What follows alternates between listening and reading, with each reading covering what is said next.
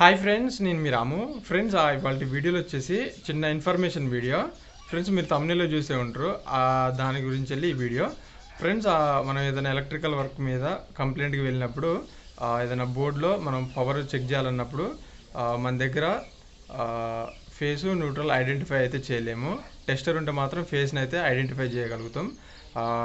న్యూట్రల్ని identify చేయాలంటే కనుక మనకి పక్కా ఏదైనా బల్బు లాంటిది ఉండి మనం ఫేస్ న్యూట్రల్ కనెక్ట్ చేసినప్పుడు వస్తుంది రావట్లేదు అయితే అర్థమవుతుంది.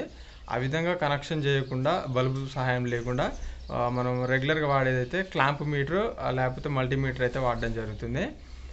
సమయానికి మల్టీమీటర్ క్లాంప్ మీటర్ కూడా లేనప్పుడు ఈ విధంగా అయితే చేయండి మీరు. ఈ విధంగా మనం టెస్టర్ అయితే పెట్టినాం, మీరు చూడొచ్చు.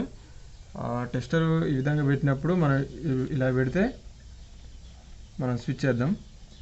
టెస్టర్ అయితే పెట్టినాం. ఈ విధంగా పెట్టగానే మనకి ఫేస్ అయితే మనకి చూపిస్తుంది, మీరు చూడొచ్చు. ఫేసు మనకి ఉందా లేదా వస్తుందా రావట్లేదు అని చూపిస్తుంది. ఇప్పుడు న్యూట్రల్ ఏ విధంగా చెక్ చేయాలంటే కనుక ఒకసారి మీకు చూపిస్తా. ఇది చిన్న ట్రిక్. ఈ విధంగా మనం న్యూట్రల్ అయితే పెట్టేసేసినాం.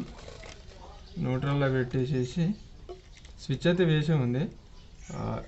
దీంట్లో మనకి ఇది పెట్టగానే వెలుగుతుంది, మీరు చూడొచ్చు. ఈ విధంగా అయితే చెక్ చేయండి. మనకి సమయానికి చెక్ చేద్దానికి ఇలాంటి బల్బులు హోల్డర్లు లేకపోయినా కానీ ఇట్లా రెండింటిని ఫేస్ న్యూట్రల్ ఆనిద్దానికి లేకపోయినా ఈ విధంగా న్యూట్రల్ని ఒక పోల్ని తీసుకొని ఈ విధంగా మనకి ఎర్త్ ఇచ్చినట్లయితే కనుక న్యూట్రల్ ఎట్లాగో మనకి ఎర్త్ టైప్ ఉంటుంది కాబట్టి పెట్టగానే వెలుగుతుంది. ఈ విధంగా మీరు చూడొచ్చు.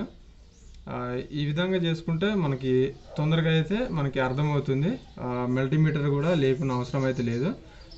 ఓకే ఫ్రెండ్స్, ఆ వీడియో అయితే ఇది మీకు నచ్చింది అనుకుంటున్నా. వీడియో నచ్చినట్లయితే తప్పకుండా లైక్ చేయండి. ఇలాంటి మరిన్ని ఇన్ఫర్మేషన్ వీడియోస్ కోసం మన ఛానల్ అయితే సబ్స్క్రైబ్ చేయండి. Thanks for watching.